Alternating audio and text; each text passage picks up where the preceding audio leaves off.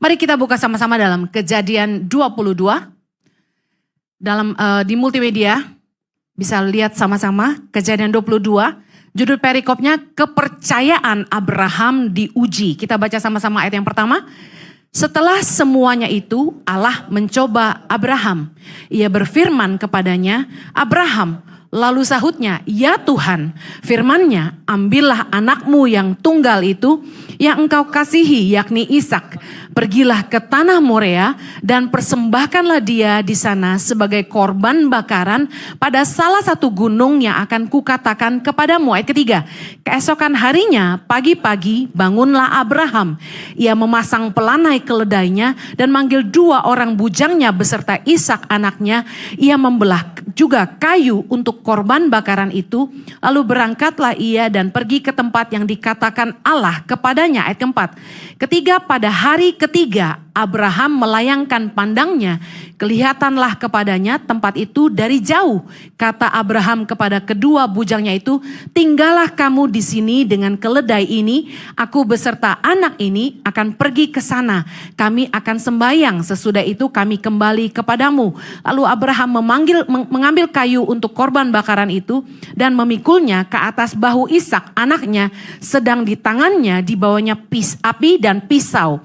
Demikianlah keduanya berjalan bersama-sama. Lalu berkatalah Ishak kepada Abraham ayahnya, Bapa, sahut Abraham, ya anakku. Bertanyalah ia, di sini sudah ada api dan kayu, tetapi di manakah anak domba untuk korban bakaran itu? Sahut Abraham, Allah yang akan menyediakan anak domba untuk korban bakaran baginya anakku. Demikianlah keduanya berjalan bersama-sama, sampailah mereka ke tempat yang dikatakan Allah kepadanya. Lalu Abraham mendirikan mezbah di situ, disusunnyalah kayu. Diikatnya Ishak anaknya itu dan diletakkannya di mezbah itu di atas kayu api. Sesudah itu Abraham mengulurkan tangannya lalu mengambil pisau untuk menyembelih anaknya. Tetapi berserulah malaikat Tuhan dari langit kepadanya, Abraham, Abraham, sautnya, ya Tuhan. Lalu ia berfirman, jangan bunuh anak itu dan jangan kau apa-apakan dia. Sebab telah ku ketahui sekarang bahwa engkau takut akan Allah dan engkau tidak segan-segan untuk menyerahkan anakmu yang tunggal kepadaku. Lalu Abraham menoleh dan melihat seekor domba jantan di belakangnya yang tanduknya tersangkut dalam belukar. Abraham mengambil domba itu lalu mengorbankannya sebagai korban bakaran pengganti anaknya. Sampai situ dulu. Anda harus tahu kronologis kisah ini. Bahwa Abraham menunggu janji Tuhan untuk memberikan kepadanya seorang anak laki-laki melalui Sarah istrinya. Itu Abraham harus tunggu 100 tahun. Lama gak 100 tahun? Ternyata manusia zaman dulu itu umur 100 tahun masih gagah. Masih bisa jalan jauh 3 hari, masih bisa membelah kayu gitu ya, dan masih bisa bikin anak. Haleluya. Saya tanya dokter, laki-laki itu sampai kapan bisa kuat bikin anak? Katanya 1 menit dari liang kubur. Haleluya.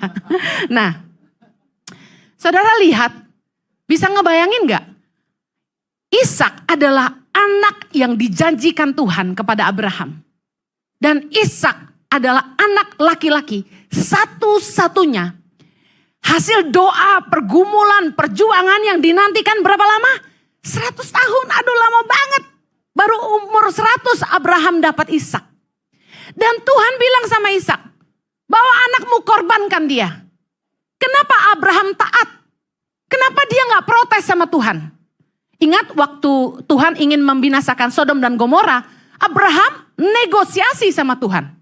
Tapi kenapa waktu Tuhan meminta Ishak untuk dikorbankan bagi dia, Abraham taat. Saya percaya kenapa Abraham kudu bangun pagi-pagi subuh-subuh supaya Sarah gak tahu. Bayangkan reaksi Sarah kalau tahu Tuhan meminta Ishak sebagai korban. Kira-kira kayak gimana ibu-ibu? Kagak bisa, anak gue. Terserah lu mau pakai apa buat korban. Lu korbanin gue aja. Betul gak ibu-ibu? Jangan anak saya. Wah, seorang ibu gitu loh. Saya ingat waktu kecil Axel mau dipukul sama papanya, saya pasang badan. Udah kayak baja hitam. Lu pukul gue aja deh. Ini anak yang dinanti-nanti mau disembelih. Abraham harus taat kepada kehendak Tuhan, perintah Tuhan yang gak masuk akal bagi dia. Sarah pasti gak setuju, betul? Karena itu Bapak Abraham bangun pagi-pagi. Jalannya mungkin pelan-pelan. Istrinya masih bobo. Dan yang menarik, di zaman itu sedang ada satu aliran yang mempercayai dewa-dewa. Yang mengajarkan bahwa kepada dewa-dewa harus dipersembahkan anak-anak mereka, yaitu anak sulung. Di salah satu lembah di dekat Morea, di situ ada penyembahan berhala di mana anak-anak dibawa disembelih untuk dipersembahkan kepada dewa-dewa. Dan hari ini lembah itu dikatakan lembah anak menangis. Karena di situ banyak anak-anak menangis. Nah, karena ada aliran itu, ketika Tuhan meminta supaya Abraham mengorbankan Ishak, Abraham pikir masuk akal. Kadang-kadang budaya dunia seringkali kita serap dan kita berpikir, make sense, right? Jadi, waktu Abraham diminta mengorbankan Ishak, Abraham taat. Tetapi bukan karena itu saja, saya ingin bagikan kenapa Abraham taat. Karena Abraham mengenal Tuhan. Karena Abraham terbiasa mendengar Tuhan. Abraham percaya kepada janji Tuhan.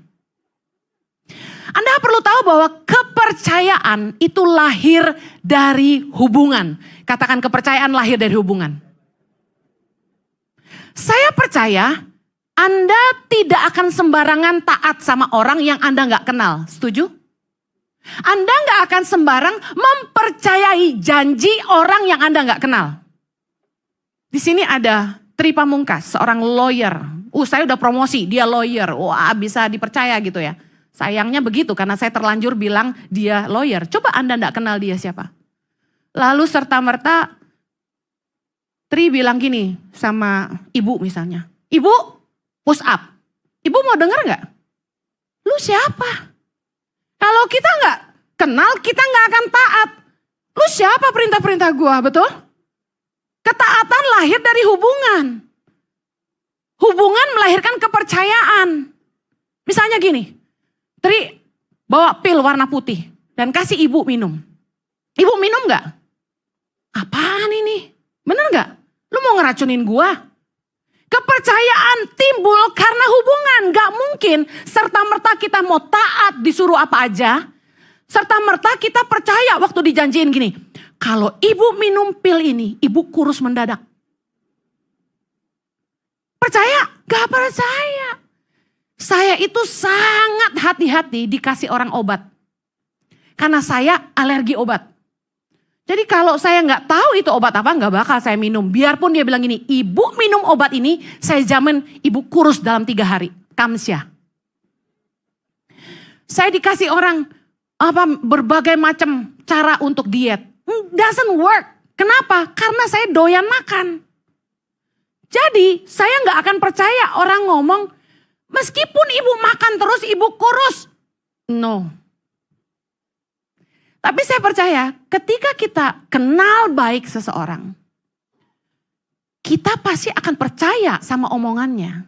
Dan kalau dia suruh kita lakukan apapun, kita taat. Misalnya saya yang berjanji kepada Tri. Tri, kalau kamu lakukan ini, saya suruh dilakukan satu, dan kamu berhasil, saya akan kasih kamu 1 juta. Tri percaya karena Tri kenal saya. Tapi kalau Tri gak kenal saya, bohong nih, gak bener nih, bener gak? Kita kan sering dapat SMS tuh, menangkan hadiah, Anda percaya? Yang percaya itu kurang cerdas. Ya, too good to be true. Jadi saya percaya, kenapa Bapak Abraham taat ketika Tuhan bilang serahkan anakmu. Anda gak kepikiran ya, Bapak Abraham kan bisa aja berpikir gini, ini bukan suara Tuhan. Ini suara setan. Karena Tuhanlah yang menjanjikan Ishak bagi saya. Masakan dia memintanya daripada saya? Masakan Tuhan menyuruh saya menyembelih anak yang dijanjikannya? Bisa gak Abraham begitu kira-kira? Tuhan memberkati Anda. dengan sebuah perusahaan. Lalu tiba-tiba Anda dengar suara Tuhan, berikan perusahaan itu buat adikmu. Oh, bercanda nih. Ini bukan Tuhan, ini setan. Masih kan gitu kan? Tapi lihat gak kedahsyatan bagaimana Abraham taat. Gak banyak cincong, gak banyak argumentasi. Ketaatan penuh kepada perintah Tuhan. Dia pagi-pagi bangun, bawa anaknya, udah siapin kayu, udah semua, api, pisau. Bahkan kita lihat di firman Tuhan, dia mulai susun kayu, dia ikat anaknya. Saya percaya sepanjang jalan 3 hari itu, hati Abraham hancur. Hati Abraham sangat-sangat hancur. Tahu bahwa anaknya harus dia potong. My God. Tapi bukankah Bapa di sorga mengorbankan anaknya yang tunggal.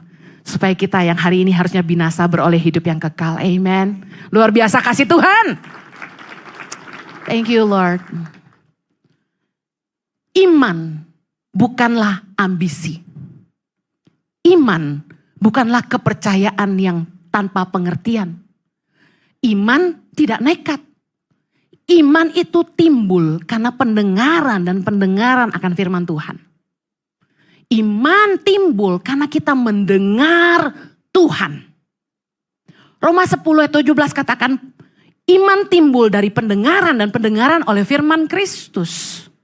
Somehow ketika pendeta khotbah, ada ayat banyak yang dibacakan, tapi ada satu ayat yang begitu mengena di hati Anda dan tiba-tiba timbul iman. Pernah rasakan itu?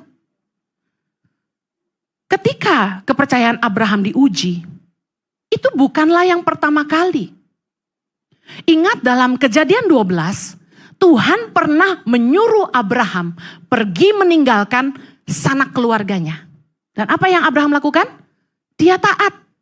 10 pasal sebelumnya, Kejadian 12. Tuhan bilang, Abraham pergi, waktu namanya masih Abram, pergilah meninggalkan keluargamu dan anak-anak saudaramu. Abraham taat. Nah, kesimpulan yang saya mau bagikan adalah gini.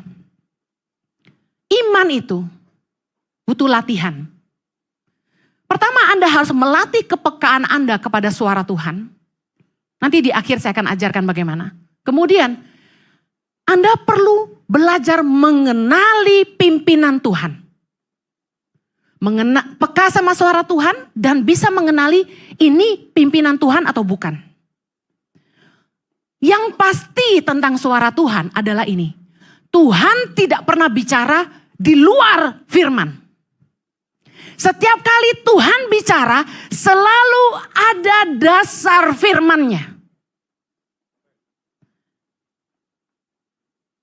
Tuhan telah berjanji kepada Abraham bahwa seorang anak laki-laki akan dilahirkan Sarah baginya.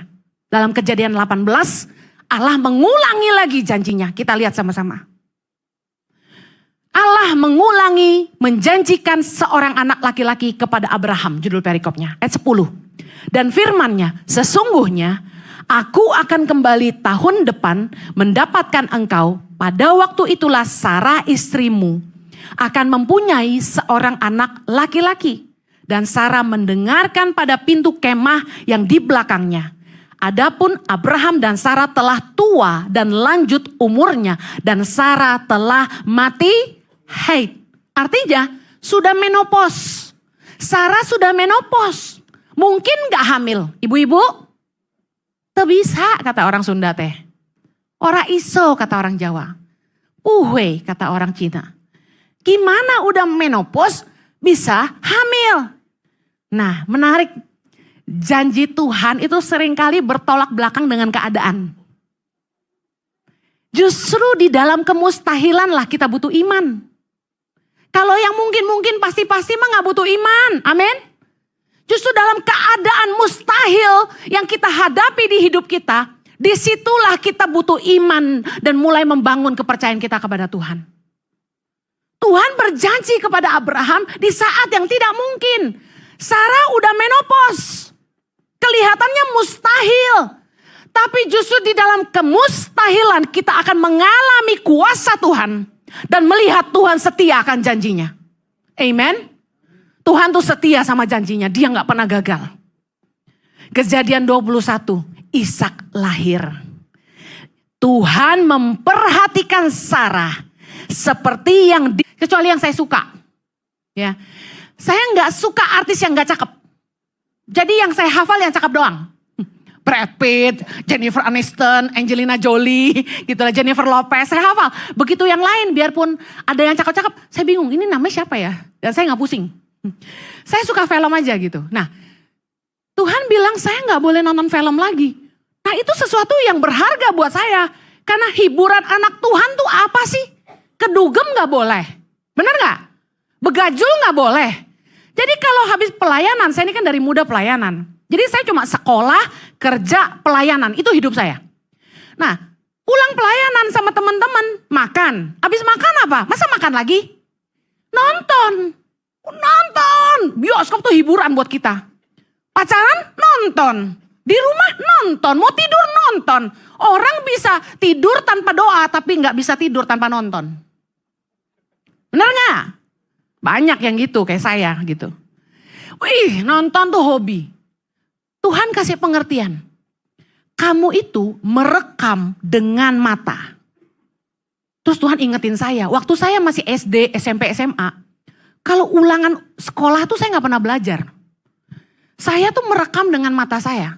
Jadi kurang lebih setengah jam sebelum ulangan dimulai, saya datang ke sekolah pagi-pagi, atau saya bangun subuh-subuh, saya buka buku, saya scan dengan mata saya. Saya cuma baca, asalkan dibaca. Baca.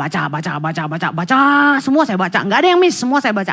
Terekam tuh, ulangan paling jelek 8. Canggih ya. Jadi ada orang-orang yang visualisasi, belajarnya lewat mata.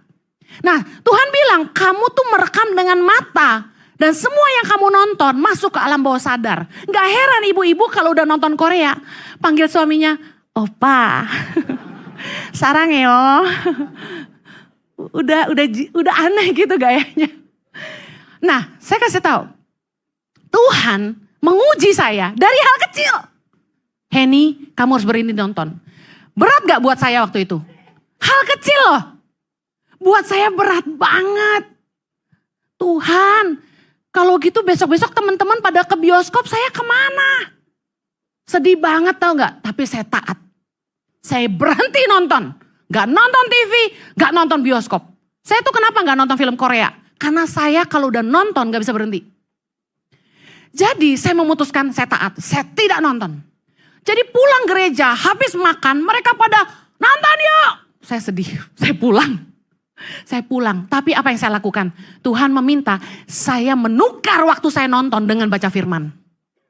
Jadi saya banyak nyembah. Saya selalu main keyboard nyembah Tuhan. Dan saya baca firman. Pagi, malam, kalau ada di rumah saya selalu baca firman. Ternyata saya tidak pernah tahu bahwa Tuhan sedang mempersiapkan saya untuk hari ini. Bahwa saya harus mengajar firman Tuhan. You never know. Amen. Nah, luar biasanya. Berjalan waktu, Tuhan mulai latih saya lagi dalam keuangan. Saya sempat ceritakan waktu saya kuliah di Australia sekolah Alkitab tuh orang tua gak support kan. Dan saya harus kerja, harus cari uang gitu. Nah, waktu saya sekolah Alkitab, saya tuh jualan di gereja Bukalapak, jualan kue gitu ya. Nah, hasilnya gak seberapa gitu. Nah, itu untuk saya hidup seminggu. Bayangin lumayan loh. Saya ngirit banget memang. Saya gak pernah beli snack.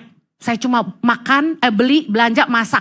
Bahkan yang saya masak itu buat makan teman-teman juga. Nah, uang penghasilan saya jualan hari Minggu itu adalah untuk biaya makan seminggu. Saat ibadah, sore, ibadah ketiga, terakhir itu. Persembahan kan masih pakai kantong ya, gereja-gereja ya. Nah, persembahan tuh lewat depan saya.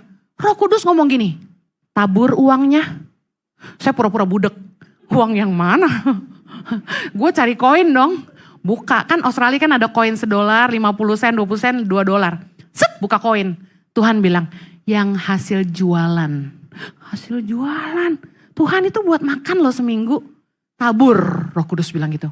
Sedih banget, jujur. Gak ada korban tuh yang enak, bener? Meleleh mata saya. Saya tabur, cemplung. Saya udah gak tahu lah seminggu besok makan apa, terserah Tuhan.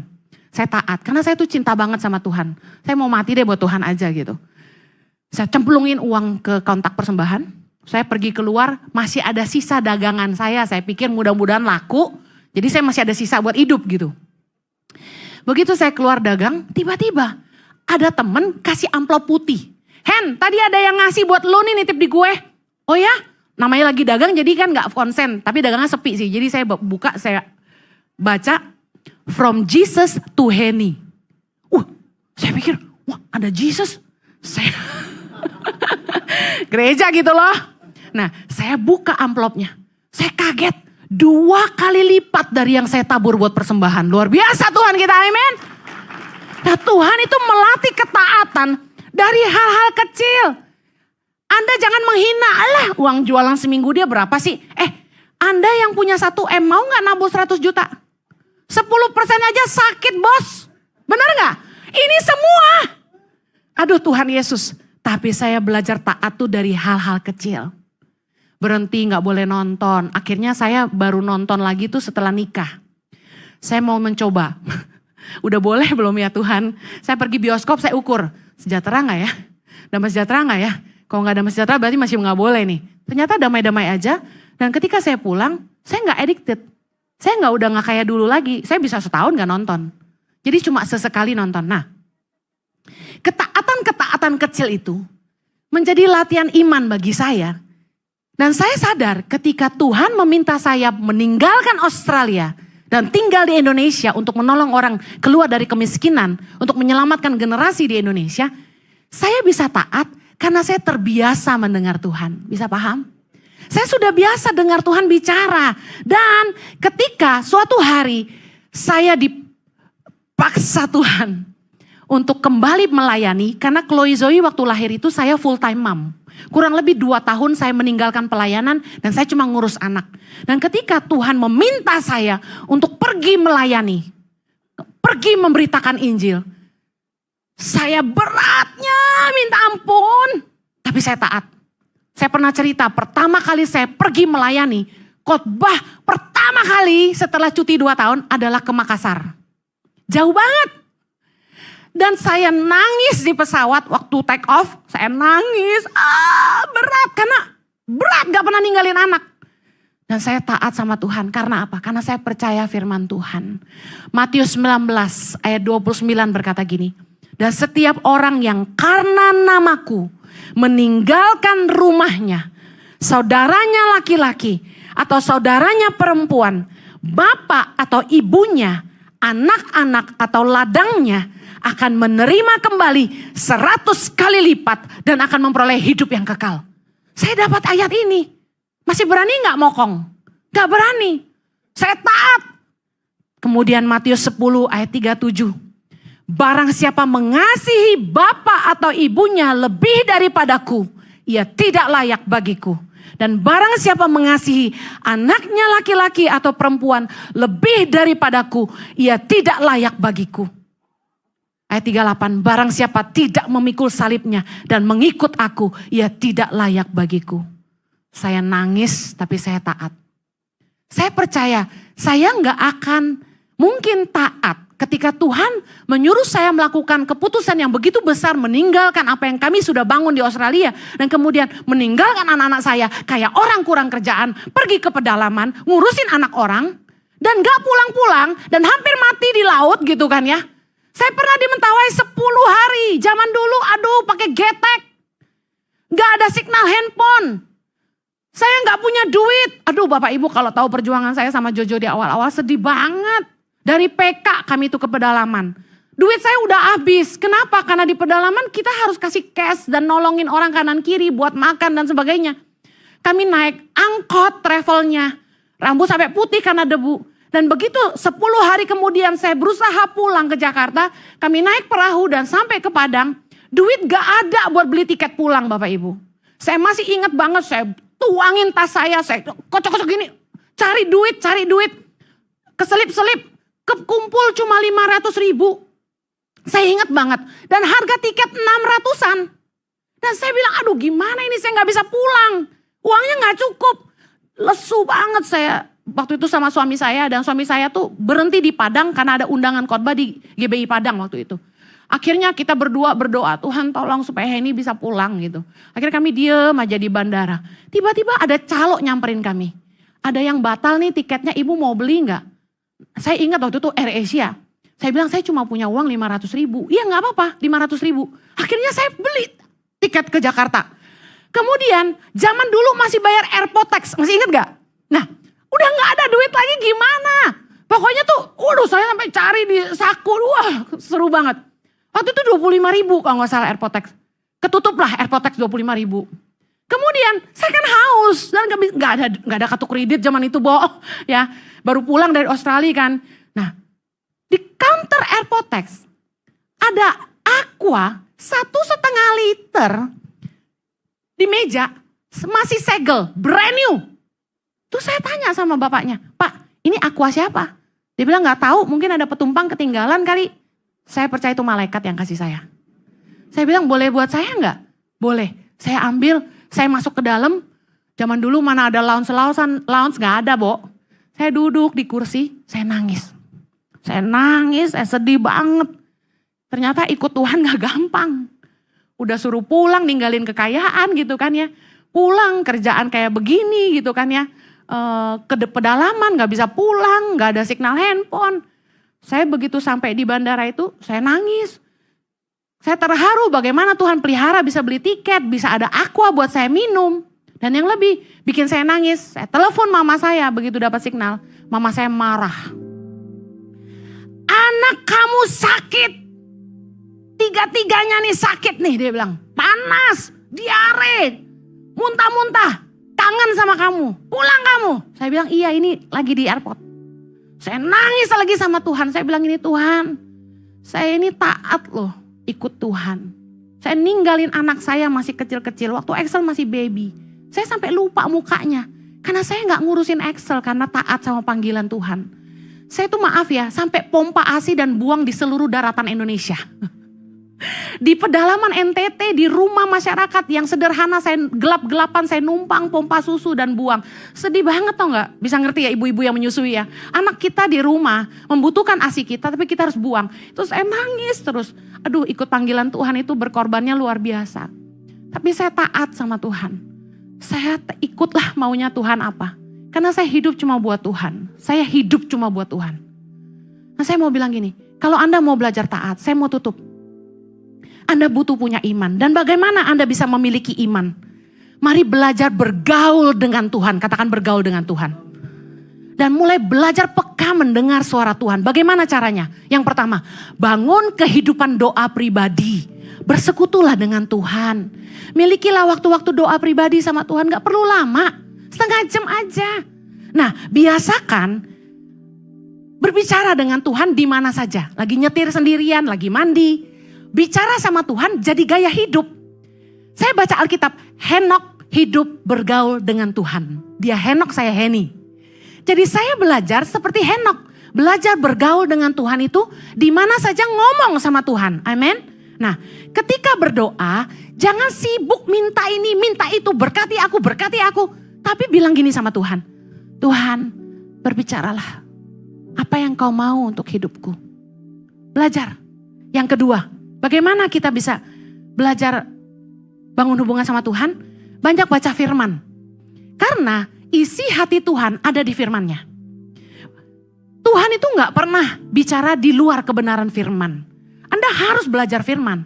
Mungkin Anda bilang, Bu Heni saya tuh bosan baca Alkitab, ngantuk. Silsilah apalagi, imamat apalagi tuh, bilangan apalagi, muter kepala gue. Nah saya ajarin ya. Kalau Anda mau belajar, Kejadian tuh menarik. Baca deh Kejadian dulu. Kalau bisa lanjut Keluaran. Nah begitu sampai yang mumet-mumet pindah. Baca Mazmur supaya Anda tahu cara menyembah. Kemudian baca Amsal setiap hari. Amsal itu ada 31 pasal. Ikuti tanggal 1 Amsal 1, tanggal 2 Amsal 2 terus sampai 1 bulan. Nah kemudian fokus di perjanjian baru mulai baca dari Matius sampai ke Wahyu. Tapi bagi saya yang terpenting itu perkataan Tuhan Yesus kamu harus baca. Dari Matius sampai Kisah Para Rasul, baca baik-baik. Kalau udah sampai Wahyu saya menyerah. Itu butuh imajinasi tinggi. Tapi kita perlu tahu. Nah, perhatikan gaya hidup Tuhan Yesus dan coba kamu juga hidup seperti itu. Karena orang Kristen adalah gambaran Kristus. Amin. Nah, yang terakhir. Bagaimana kita mengenali ini kehendak kita, keinginan kita, atau kehendak Allah waktu kita dengar suara Tuhan? 3 tanda kehendak Tuhan. Yang pertama, ada penyediaan Tuhan. Ingat dia Jehovah Jireh, Allah yang menyediakan. Ingat tadi kisah Abraham, Kejadian 22, ketika Tuhan melarang dia menyembelih Ishak. Apa yang terjadi? Abraham menoleh dan ada anak domba jantan. Nah, Tuhan itu kalau suruh kita melakukan sesuatu, pasti dia menyertai dengan penyediaan. When there is vision, there is provision. Di mana ada visi dari Tuhan, di situ ada penyediaan dari Tuhan. Tanda yang kedua, kalau itu kehendak Allah, apa yang kita kerjakan itu jadi berkat buat banyak orang. Nolong hidup orang, bukan merugikan orang. Kalau Tuhan suruh kamu bisnis apa, itu pasti jadi berkat. Yang pertama, buat keluargamu dulu, lalu buat orang banyak.